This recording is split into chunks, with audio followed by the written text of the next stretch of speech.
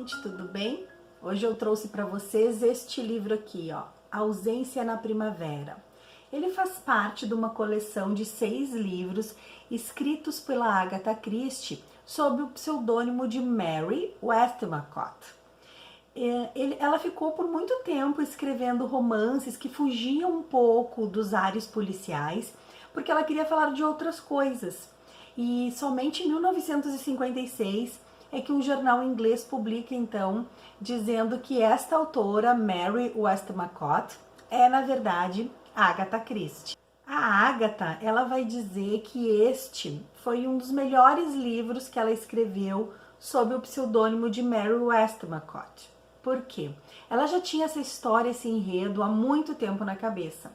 E ela estava numa escavação na cidade de Nínive, que fica no norte do Iraque, junto com seu segundo esposo. Ela pede para o chefe da expedição uma mesa firme para ela poder datilografar a história, porque ela já tinha esse enredo, essa história inteira completinha. E ele nega, ele diz que não, mas ela não se dá por vencida, ela vai lá, ela consegue uma mesa e ela começa datilografando essa história pelo primeiro capítulo e na sequência pelo último capítulo. Ela já sabia como é que as coisas iam acontecer, porque há anos, há 7 anos, ela já vinha com esse enredo, com essa história na sua cabeça. E ela sabia tanto, assim, ela já tinha costurado tanto a história mentalmente, anotando algumas informações, que ela leva somente 3 dias para datilografar toda essa história, esse romance aqui, que foi publicado sob o pseudônimo dela. Ele é o 3º livro publicado nessa coletânea de 6, sob o pseudônimo de Mary Westmacott. E ele foi então publicado nos Estados Unidos em 1944. Então aqui a gente não vai ver nada de assassinatos, a gente não vai ver Hercule Poirot, a gente não vai ver Miss Marple. A gente vai ter uma protagonista chamada Joan. Ela é uma mulher já na faixa dos seus 50 anos de idade. E ela é aquela típica mulher de classe média. Ela é bem casada, o esposo dela é um advogado, ela tem 3 filhos e ela tá voltando de uma viagem que ela fez a Bagdá para visitar uma das suas filhas. E ela está retornando quando acontecem muitas tempestades, a estrada fica intransitável e ela é obrigada a ficar num hotelzinho, numa pousadinha, no meio do deserto. E ela encontra no caminho, no meio dessa viagem, uma amiga lá do vilarejo dela, a Blanche. E ela pensa assim, ai, coitada da Blanche, nada na vida dela deu certo, né? Ela começa a pensar e a fazer críticas mentais sobre a Blanche e sobre a sua história. Quando, na verdade, a Blanche é que diz para ela algumas frases que a faz pensar. Ela fala sobre o episódio do seu esposo com a Leslie. O filho da Leslie que morreu. Você soube, né, da sua filha. E aí ela começa a falar coisas da família dela que a Joan nem suspeitava. E ela diz, não, a Blanche está totalmente equivocada. E aí elas duas se separam. A Joan então pega um carro que vai levá-la em direção a uma outra cidade para que ela possa pegar o trem e retornar então para a Inglaterra. E nesse meio tempo que as estradas estão intransitáveis, ela fica parada naquela pousada, no meio do deserto, pensando sobre a sua vida. E ela começa a se dar conta que, na verdade, todo aquele espírito de mulher de classe média, de mulher feliz, está indo tudo por água abaixo. Ela começa a se dar conta que, de fato, ela não conhece a família dela, que ela não conhece o esposo dela. Ela fica pensando e ela se vê numa situação solitária tão grande que ela pensa, eu vou morrer aqui nesse deserto e eu não vou saber nada da minha vida, eu não vou saber nada dos meus filhos, eu não vou saber nada do meu esposo. Parece que a Joan vivia numa caixinha e ela tinha construído um mundo feliz, achando que tudo ia bem, o marido dela ganhava muito bem, eles tinham uma casa muito bonita, ela teve 3 filhos, ela tinha empregados, ela conseguia comprar as coisas que ela queria. Então, na opinião dela, ela tinha uma vida ótima. Quando ela vai se dar conta que não, gente, que as coisas não eram bem assim. E aí tudo que a Blank disse para ela lá naquele momento, pinceladas sobre o esposo, sobre o filho de uma amiga que morreu, sobre os filhos dela, ela começa a pensar e se dá conta que, será que era isso mesmo? Será que era assim que estava acontecendo e eu não conseguia ver? Então é uma redescoberta de uma mulher que ela começa a se dar conta que as coisas não são como ela pensava. E isso vai gerando uma angústia dentro da protagonista, porque ela começa a se dar conta que ela não queria enxergar, ela não queria ver as dificuldades que a vida e que a família estavam apresentando. Ela se fechava no seu mundo perfeito e ela não se dá conta de uma série de coisas. Então a narrativa vai trazendo elementos. A filha que casa para poder sair de casa, a filha que vai ter uma gravidez complicada, a filha que vai buscar auxílio no pai, e eles nunca contam para a mãe as coisas que de fato estavam acontecendo. E um dos trechos que vai fazer a John refletir sobre tudo isso é quando a diretora da escola dela, no momento que ela está se formando, está saindo da instituição, a diretora diz assim para John: John, nada de preguiça mental. Não aceite as coisas como elas são, porque esse é o modo mais fácil e porque a vida vai lhe poupar esforços. A vida deve ser vivida e não tapeada. E nunca esteja satisfeita demais consigo mesma. Porque entre nós, este é seu pequeno ponto fraco, não é? Pense nos outros, querida, e não demais em você mesma. E esteja preparada para aceitar as suas responsabilidades. Mas olha, a John, ela cresce achando que ela era muito feliz naquela comunidade, naquele espaço, e que o seu casamento ia muito bem, de vento em popa. Ela não se dá conta das necessidades dos filhos, não se dá conta das necessidades do marido, até aquele momento. Até o momento em que ela encontra a Blank, e que a Blank a faz refletir sobre várias coisas durante a sua permanência no Bagdá, quando ela está trancada numa pousadinha sozinha, ela não tem com quem conversar, senão consigo mesma. E naquele momento, isolada, essa frase, não fique satisfeita demais consigo mesma, John. Ela fica pensando naquilo o tempo todo, mas ela diz, não, gente, mas eu fui uma pessoa abnegada, eu vivi a minha vida inteira para os filhos, para o marido, eu não pensei em mim, eu não estive só satisfeita comigo, eu fazia tudo pelos outros. Só que na verdade não. Só que na verdade ela realmente criou um mundo imaginário, um mundo cor-de-rosa, onde as pessoas tinham que se encaixar no jeito dela ver as coisas, dela viver aquela vida. Então, por isso, ela não percebeu todas as dificuldades dos filhos e as dificuldades do marido. Ela não percebeu que o marido se envolve com a Leslie, que ele se apaixona por essa outra mulher, que ele tenta ajudar o filho da Leslie, mas que infelizmente era um mau caráter.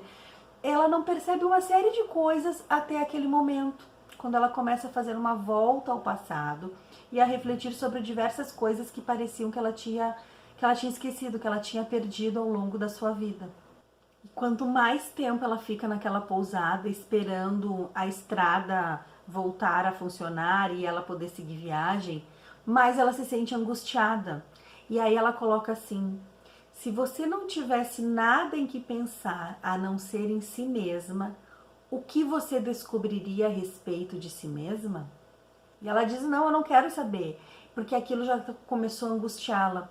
Ela começa a se dar conta, depois de alguns dias parada naquele local, que a vida não era como ela imaginou. Ela já não consegue mais olhar para as pessoas e achar que está tudo bem. Ela começa a se sentir inquietada com aquele sentimento. Ela começa a perceber que ela não se conhece verdadeiramente e ela não conhece as pessoas que estão ao seu redor. Não ali, naquela pousada em Bagdá, mas na sua família, na sua cidade. Ela conviveu anos com seus filhos, anos com seu marido e parece que no fundo ela não conhece a alma deles, ela não sabe as suas dores, os seus amores e os seus desafetos. E durante a narrativa, durante esse romance, que ele é bem subjetivo, ele traz sobre questões pessoais da protagonista. Ela pensa assim: será que eu fui egoísta? Será que eu deveria ter saído da cidade e ido viver com meu esposo na fazenda como ele queria?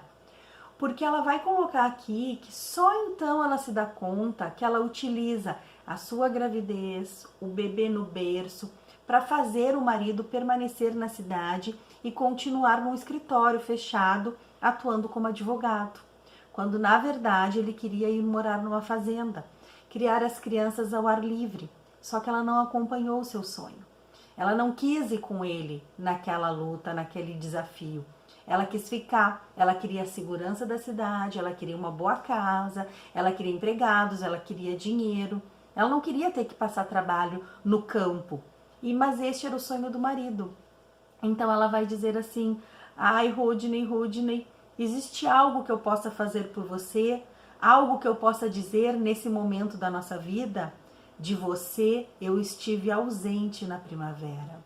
Sim, ela disse, desde a primavera em que a gente havia se amado pela primeira vez. Eu fiquei onde eu estava. Eu sou a garota que ainda deixou a escola aqueles anos atrás, quando a diretora vem e disse: não se acomode, John. Siga a vida, enfrente os desafios. E ela disse: eu escolhi a vida fácil, a preguiça mental, a satisfação própria, o medo de que qualquer coisa me causasse dor. Eu não tive coragem. E aí ela começa a se dar conta: o que eu posso fazer, meu Deus? O que eu posso fazer nesse momento da vida onde a minha família se foi, meu marido se sente frustrado, isolado, numa casa, numa cidade, num emprego que nem era o que ele gostaria de estar fazendo e de ter feito por muitos e muitos tempos. Ele escolhe permanecer naquele espaço sendo advogado por uma imposição da esposa, porque ela não queria ir para a fazenda. Então, para deixá-la feliz, ele se anula enquanto homem, enquanto sonhos, e a vida acaba se tornando aquela mesmice, aquelas coisas que a gente às vezes tem que ter uma chacoalhada, a gente tem que pensar: será que é isso? Para que eu vim nesse mundo? Para ser feliz? Ou para viver a vida um dia atrás do outro?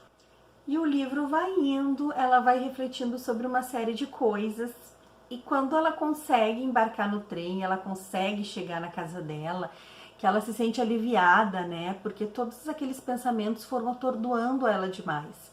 Ela diz assim: Deus, eu estava tão confusa, todas as coisas que eu pensei e acreditei, coisas tão desagradáveis. Mas na verdade eram coisas reais, viu, gente? É que ela tá achando que aquilo foi uma loucura no momento que ela teve lá presa no deserto.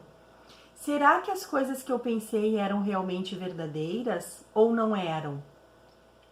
Só que a John não queria que todos aqueles pensamentos fossem verdadeiros. Ela tinha que decidir. O que eu tenho que decidir? Ela tinha que decidir se ela acreditava que a vida dela tinha sido feliz até aquele momento e tudo que ela imaginou era uma doideira, ou se realmente aquelas coisas que a Blank tinha avisado, que tinha deixado uma pulguinha atrás da orelha, eram de fato reais. E ela escolhe de novo o caminho mais fácil. Ela pensa: não, o que eu pensei, o que eu refleti no deserto era uma loucura da minha vida. A minha vida sempre foi feliz, eu sempre fui feliz com meu marido, meus filhos. Aquilo tudo não passou de um devaneio, de uma doidice, porque eu estava num momento de estresse, presa no deserto. Então, apesar de toda aquela reflexão, de toda aquela solidão que a faz pensar e refletir sobre toda a vida, chega no final do livro, quando ela tem o desfecho, que ela chega em casa, que ela poderia se dar conta de todas aquelas coisas, conversar com o marido, conversar com a família, ela opta pelo silêncio. E ela decide continuar vivendo naquela bolha, naquela caixinha, né? Achando que ela é feliz e que o seu marido, os seus filhos e demais são todos felizes. Então, A Ausência na Primavera é um romance fora do contexto policial da Agatha Christie, vai trazer coisas pessoais, vai trazer sentimentos de uma protagonista que passa basicamente o livro inteiro sozinha, refletindo sobre questões passadas da sua vida, dos seus filhos e do seu esposo. E interessante é que o livro ele aponta que sim, todas aquelas loucuras, aquelas percepções que ela vai tendo são reais, só que ela opta por não acreditar. Ela opta por viver numa bolha, feliz para sempre. Então, se você quer uma outra sugestão de livro, segue aí A Ausência na Primavera. A Agatha Christie disse que é o livro assim que a mais satisfez plenamente, né, num enredo que ela já sabia, que ela já queria escrever há muito tempo, e tanto que ela começa a datilografar aquele livro e em 3 dias ele está pronto, porque aquilo já estava muito bem armado na sua cabeça. Então, se você quiser um livro que fuja um pouquinho do Hercule Poirot e da Miss Marple, tá aí a minha dica, A Ausência na Primavera para vocês. E eu vou ficando por aqui. Semana que vem a gente volta com mais uma história da nossa playlist da Agatha Christie. Tchau, pessoal!